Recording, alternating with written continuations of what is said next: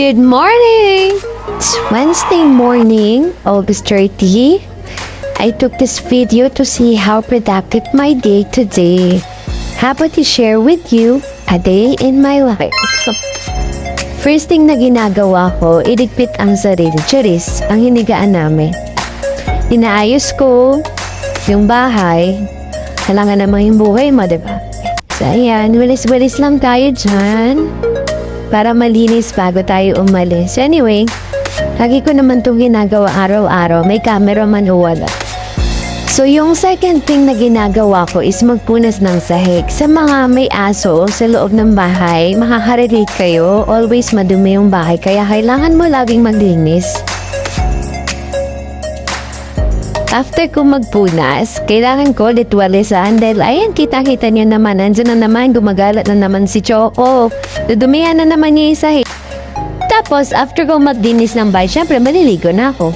And tcharan! Tapos na ako maligo, magbibis na ako, magre-ready na ako. Actually, kailangan ko maging maaga ngayon kasi meron akong orientation para sa mga rookie today. So, nag-prepared ako ng maaga. And since tapos na ako, aatis na ako ng bahay, medyo umuulan nga pala, pero carry lang, papasok pa din. 3 to 5 minutes lang yung distance ng bahay namin hanggang SM, kaya mabilis lang ako nakakarating. Good morning, Ma'am Celine. Morning, ma'am. So, pagdating ko ng office, since malinis naman na yung office dahil nilinis na ng pinakamapogi namin na messenger, so I got my laptop and then gumagawa ako ng report and sinisend ko na din yung kanilang monthly update and yung weekly update ng team namin. Sipag yun. After that, meeting naman with promo department. Okay, good morning! Good morning! Good morning! We do pep talk para pag-usapan namin yung mga gagawin namin in a day and para na din kumustahin sila sa mga ginawa nila kahapon and gagawin nila ngayon. Usually, ito yung banding namin every morning bago kami mag-start ng work and bago namin gawin yung mga kanya-kanyang task. Okay na tayo dyan, Jody, ha? Okay, anyway. Okay, ano ba ngayon? August 13, ngayong araw na to. We have 2 days left para sa buwan ng August. And remind na din sila para sa target nila and sa monthly production nila. Okay, good morning again. And then, retouch lang since malapit na yung orientation ko. Actually, nire-ready ko na din yung area kung saan kami mag-orient. So, today, meron akong 2 rookie na pupunta and they-orient ko sila bago sila magsimula sa work nila para aware sila kung ano yung trabaho na papasukan nila. Again, sa mga naghahanap po ng work, I'm still hiring po. Located at SM Bacoor. PM lang po kayo.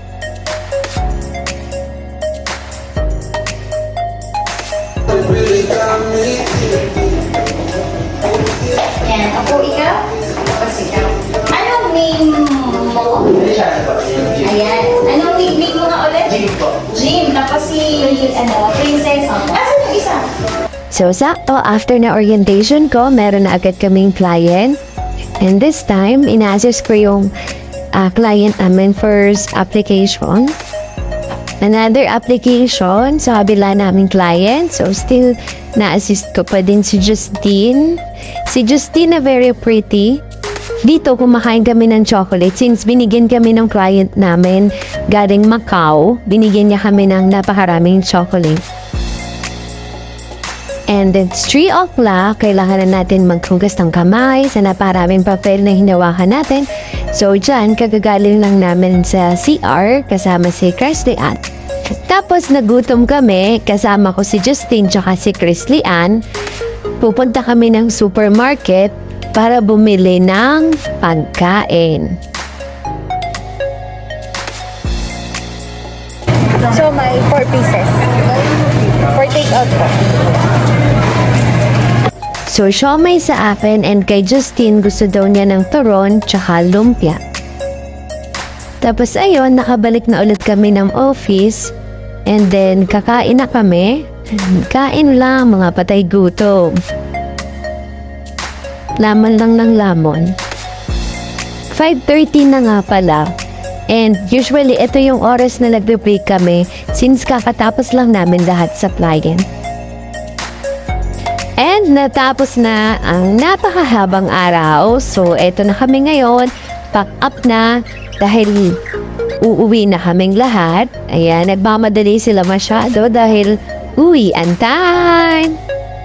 And hanggang matapos yung araw namin, eto pa din kami, walang sawang chikahan. So, eto na, pauwi na kami. And boosh, nasa bahay na kami. And after natin magpakabisi sa trabaho, syempre kailangan nating magluto. At papapagalitan tayo ng asawa natin. So, ang ulam namin dyan is adobo. And charan! Fresh na fresh ang lola mo. Kakapaligo lang.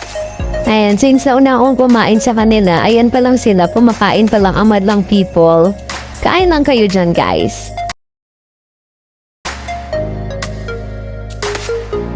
So, ayan, matutulog na tayo. Natapos na din ang napakahabang araw. Lord, thank you sa blessings. Paalam! Bye! Till next time, guys!